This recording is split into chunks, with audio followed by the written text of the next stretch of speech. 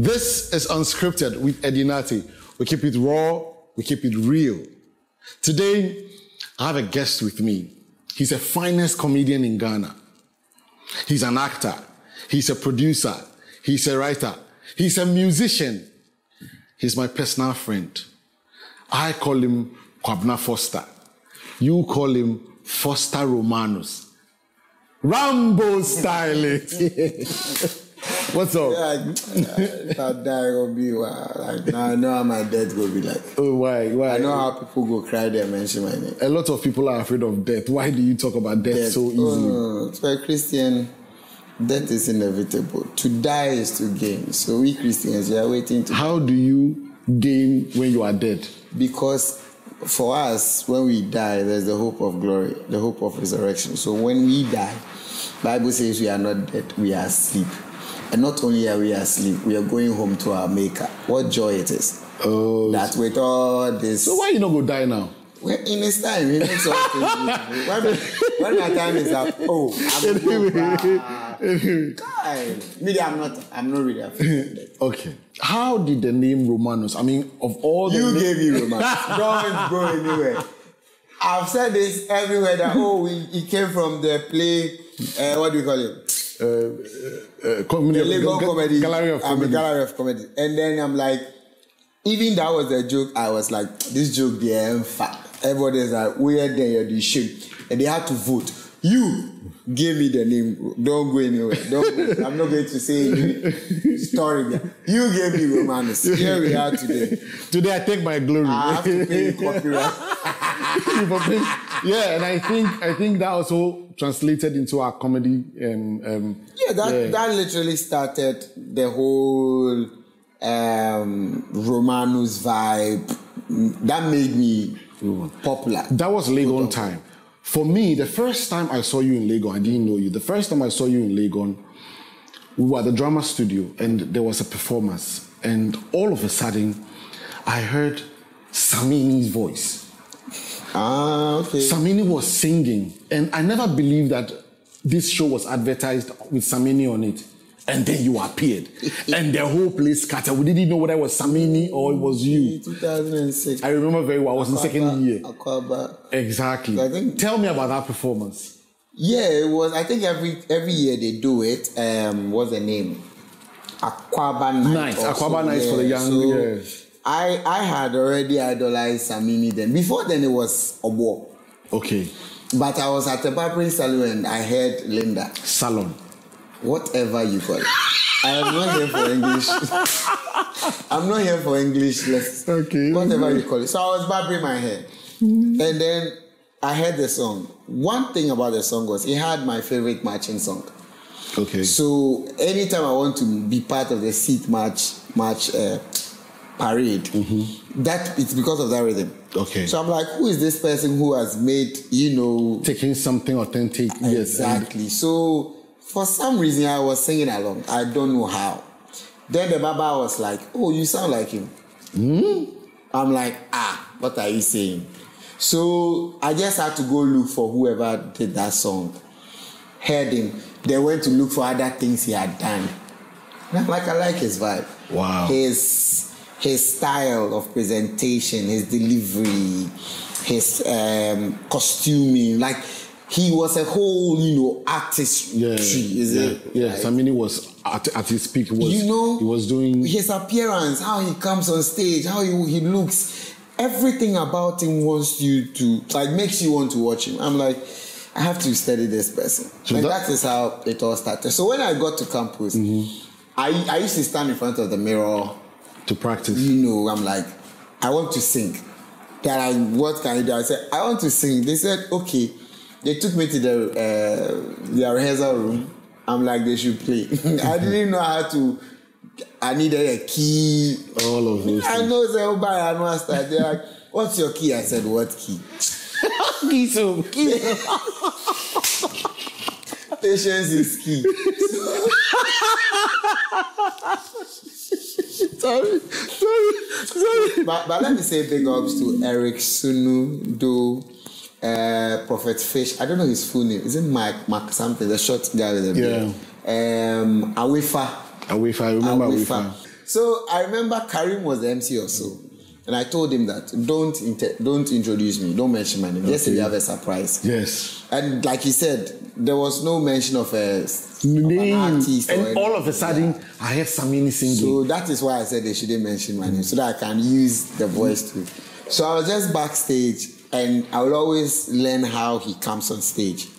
So I was like, say bombili na na na ne. So backstage, I saw people, like, it's not even I saw. I knew people were leaving. But yes, people started coming back. Exactly. So because we heard like Samini was back. People were screaming, where from Samini? So I did a whole almost 45 minutes performance without people knowing, until I was jumping and then my turban fell. I remember. And then they knew that was the Samini. It was a very, one of the, iconic moments for me. You, And that initiated you into your music career. You had sung and performed Samini's song across board. What did Samini ever say to you? I mean, did you ever get to meet Samini? I mean, what was the moment so like? Before I even met him, there was a time he posted one of my videos on his wall. Wow. Bigging me up. Wow. I even screenshot it. Would you say that is what has made you become a musician? Because now I know you do music, gospel music though. No, gospelational music. Is what? Gospelational music. Gospelational. Yeah, it's a gospel and inspirational music. So I have a different definition for what gospel is. Okay, what is gospel? My gospel is good news. Good news. So every message that has good news or good value is gospel to me. Okay. The songs we sing with Christ in it, I call it spiritual songs. Spiritual songs. Exactly. Okay. Because that's more spiritual. So maybe a high life can also be gospel. Yeah. Okay. Yeah. So your interpretation. I mean, that is how it should be. You seem to talk highly of God. My conversations with you usually small time you go see you go bring God. I can't help it. What has God done for you that every day you have? Like, what has been the change? What has been? If not for God, me, I would have been. I don't know where I would have been. That's one. Yeah. Because there was a time where I didn't really revere God like this. I knew there was God because my mom and dad were Christians. They wanted me to, be very serious with God. And I'm like, God is God for everybody. Mm-hmm. So I hadn't gotten that encounter to know the difference between personalizing God and liberalizing God. Wow. Until the moment where I needed him the most. And he came through. And subsequently, I don't know how I can have it seems like when most people go through downfall, they go through a hassle, that is the only time they find God. Why is it that it is not like that? I say that the worship of God is experiential. So everybody or everyone and how and when they experience God, you don't necessarily have to be at your down moments. One of the best things about God is that at those moments, he's still there. So it's like you get to experience him the more there. I mean, think about it. You've been sentenced to death. Mm-hmm. And then one president comes and says, I'm giving everybody amnesty, including you, or I'm giving amnesty only you. You give glory to God. Let's put God out. But at that moment, who would that president be to? Like how your God. You see that point? It's going to be like your God. Nobody will say anything about that president. Even if he messes up. Yeah, you know what he did for you. Yeah.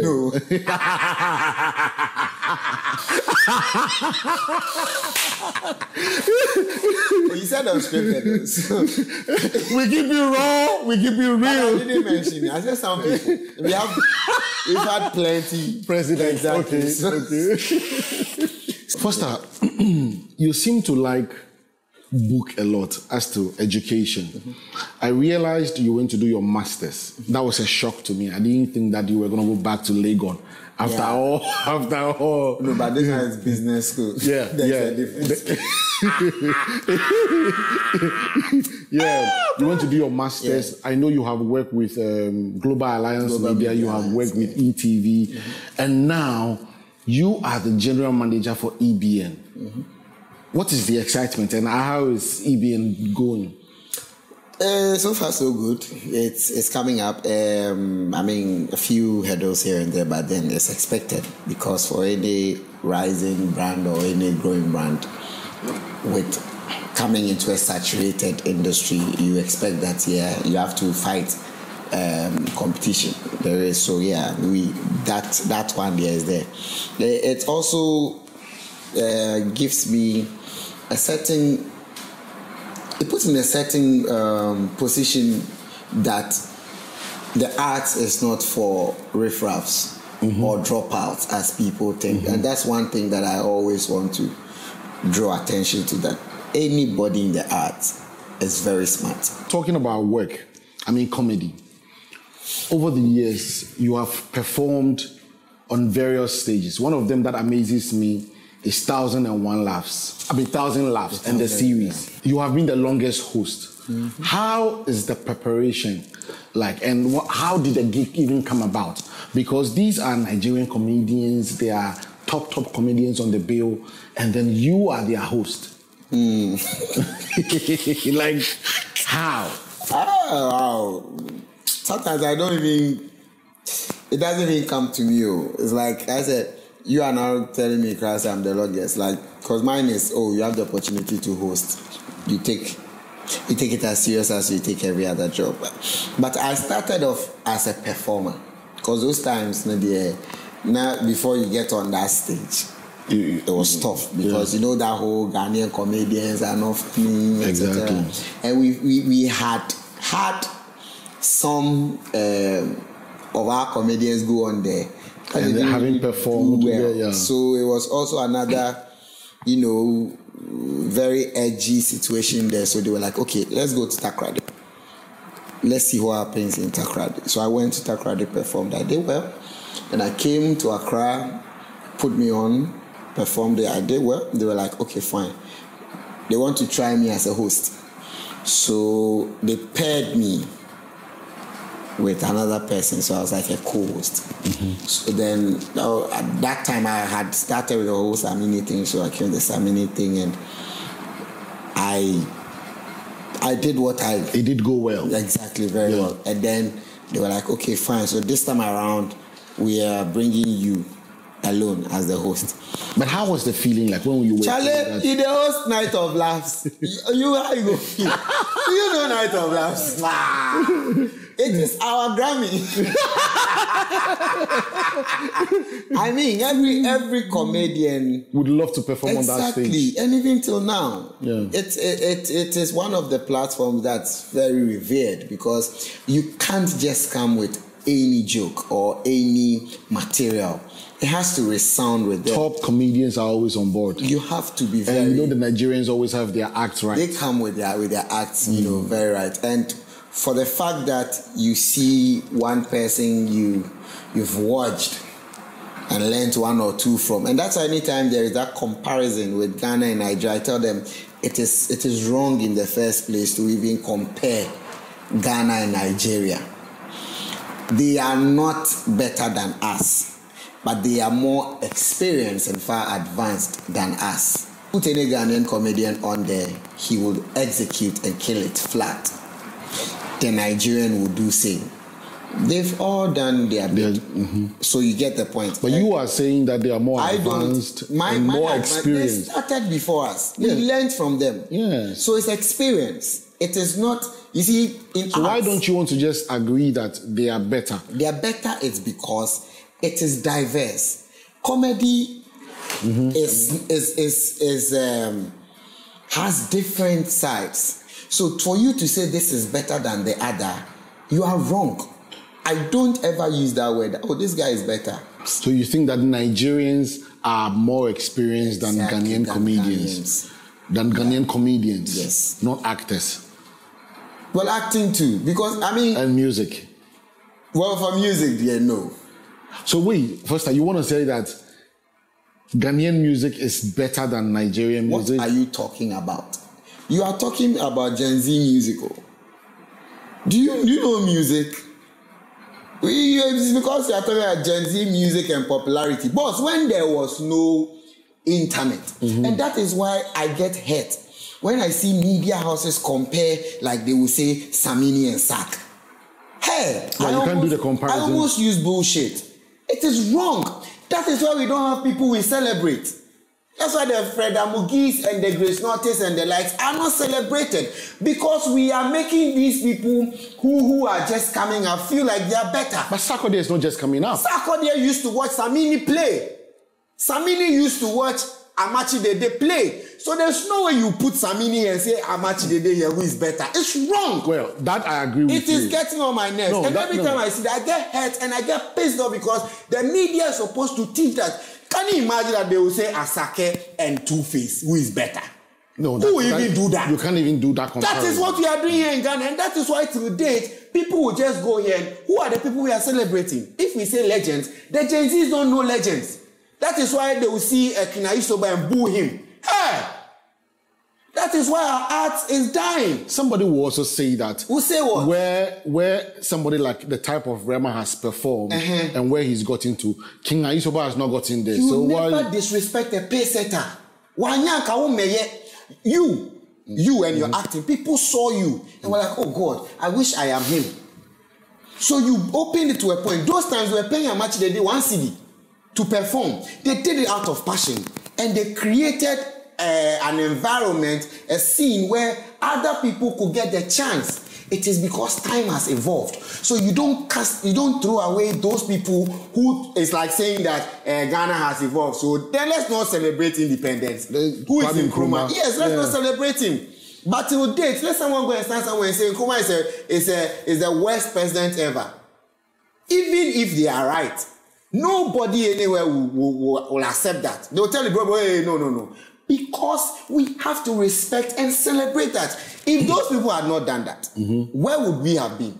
Nowhere. So you don't say because SAC has won BET.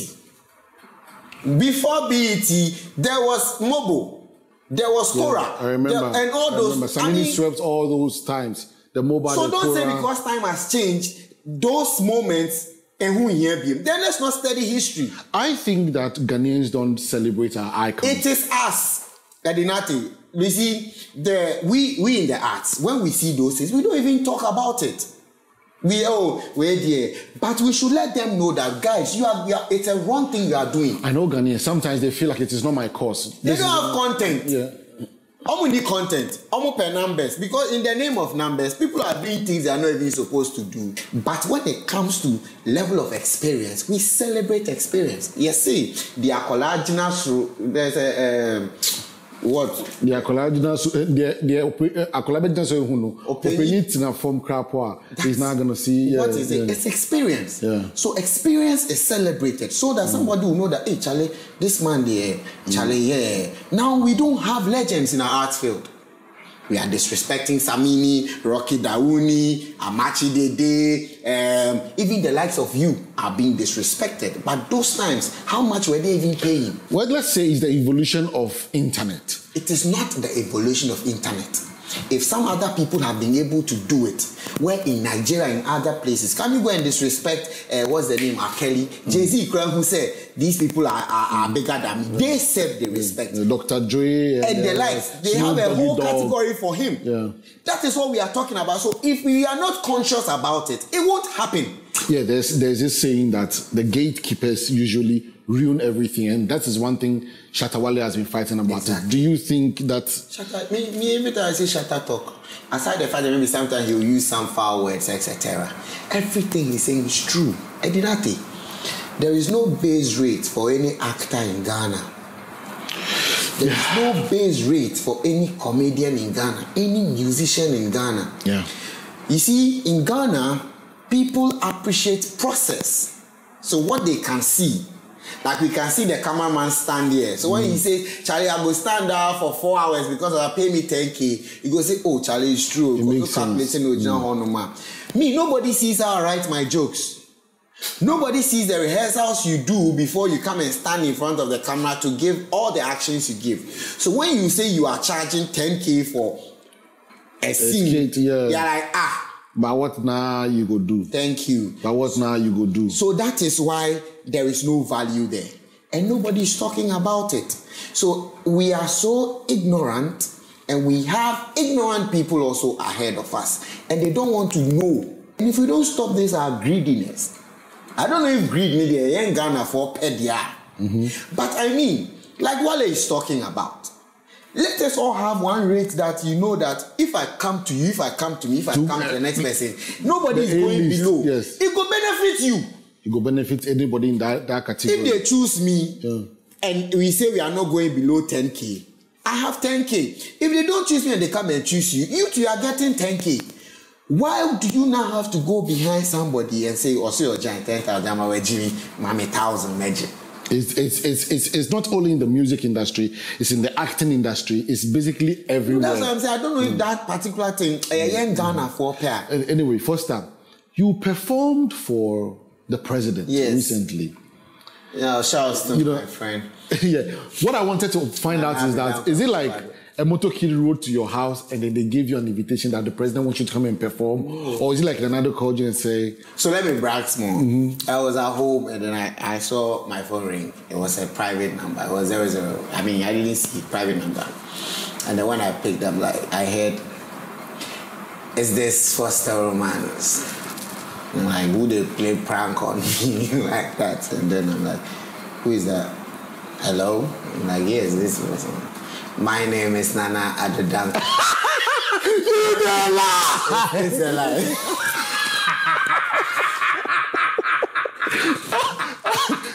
What's that? It's a lie. Yeah, it's a lie. So who called you? So it was his wife. It's a lie. First, stop. So I had a call from Ghana Tourism Board. Okay. Authority. Okay. They're having a farewell dinner. First, they're like, "Are you free on this?" I'm like, "Oh yes, please, I'm free." So they were like, "Okay, they're having a farewell dinner for the Black Stars, and they want me to just come and then create some humor." I'm like, "Oh, okay, cool, no problem at all." So they're like, "They'll get back to me." I'm like, "Okay, fine." So a day or two later, they called me and they're like, "So yeah, it's going to happen on this day in Kumasi. So we'll get you your flight details, etc." Then they gave you some presidential treatment too, because you're going to perform for the president. I mean, I think it was the day I was leaving that I got to know the president would be there. Oh, okay. So I got there and they're like, "No political jokes."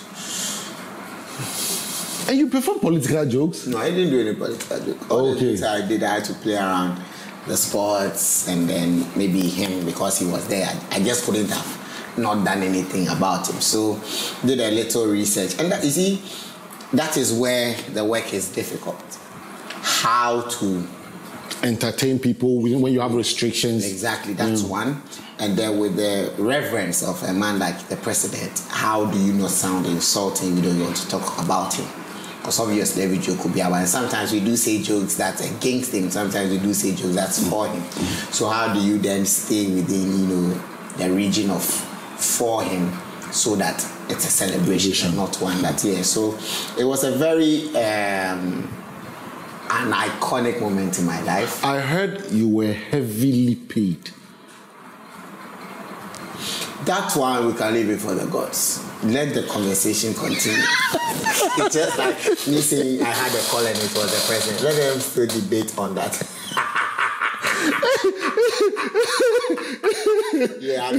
Romanus, I have known you for a very long time. I think more than 10 years, if not 15 years. More than. Yeah.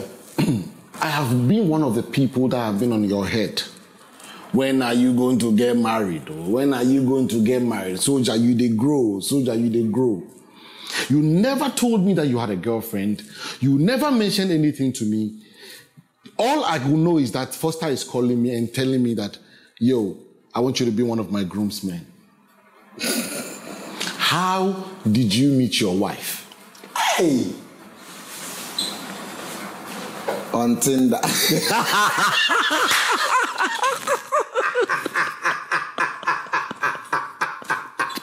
What are you see?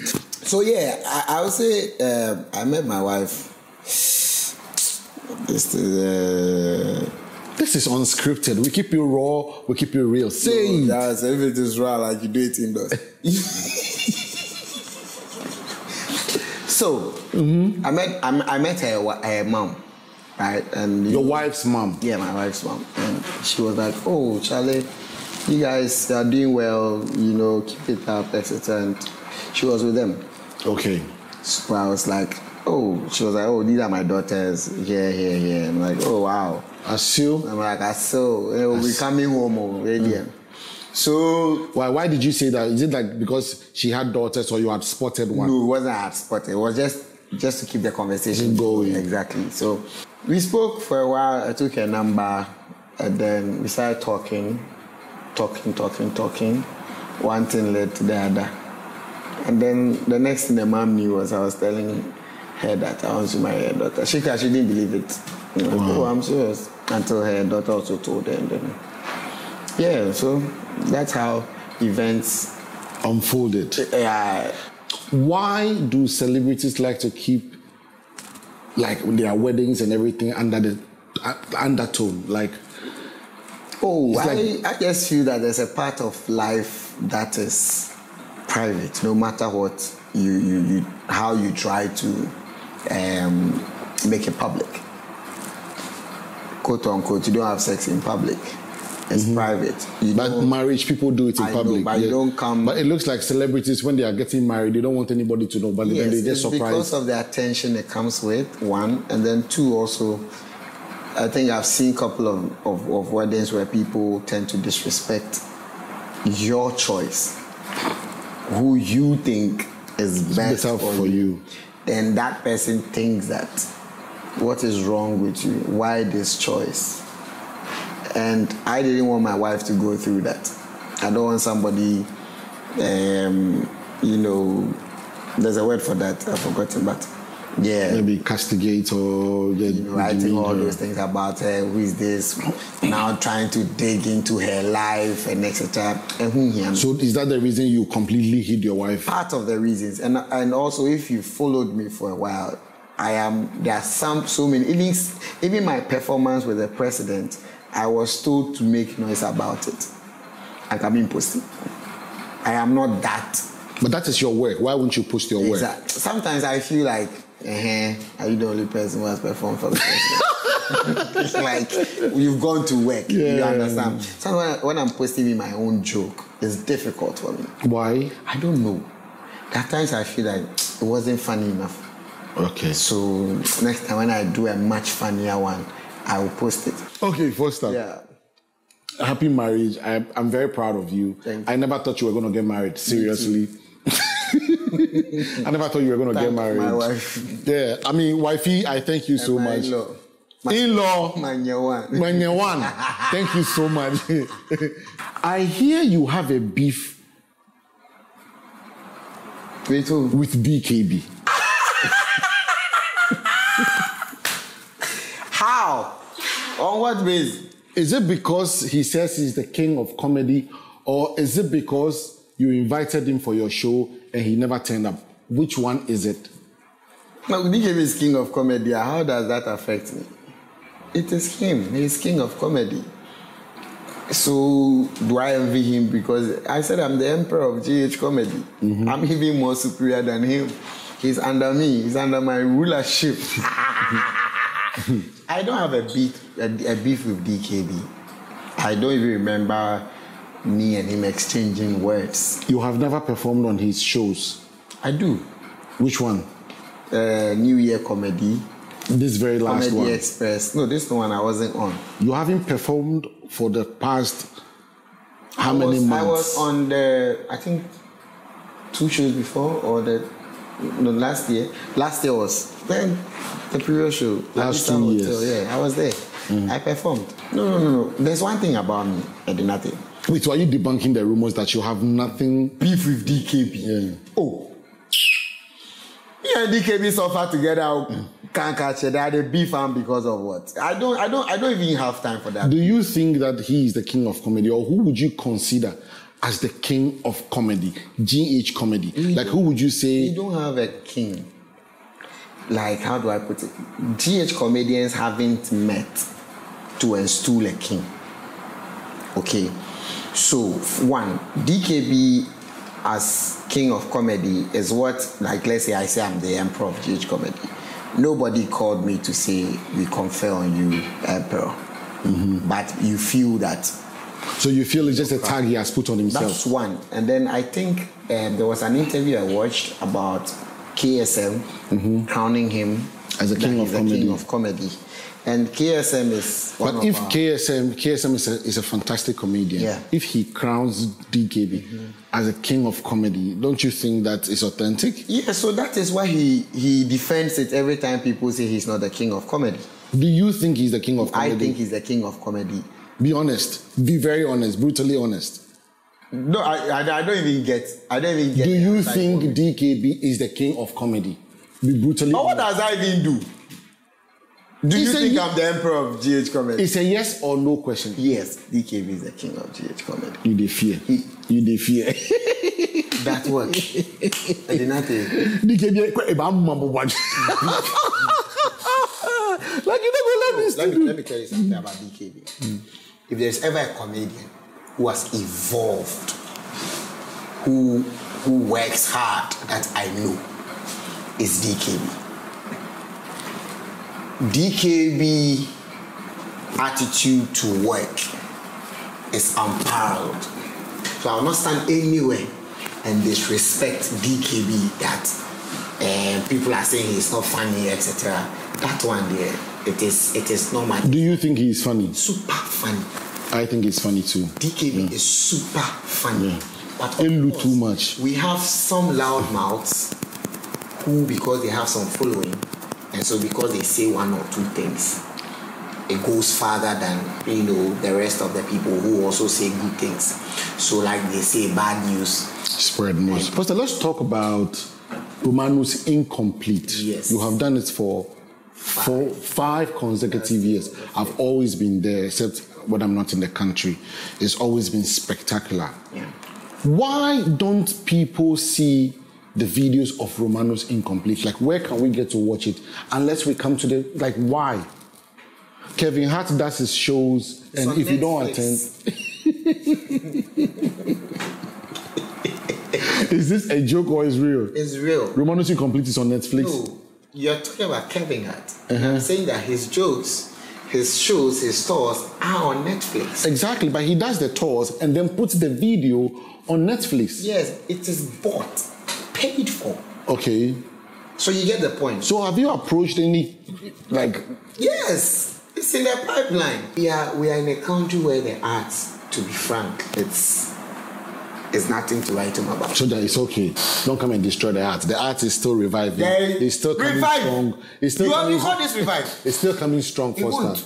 It's okay. And he won't. It's okay. You tell your audience what they should. Tell them what they should expect from Foster Romanus next. What they should expect is that I want them to help me beg people to support us. Thank you so much for coming, Romanus. God bless you. We wish you all the best in life and your endeavor. Your endeavor. Please don't forget to invite me anytime you are doing a show. And don't. Let me tell Ghanaians that I am a brand consultant. Yeah, so if you want to grow your brand as an artist, as not only as an artist, but as a product. You have products you want to sell, you are starting a business, you need help.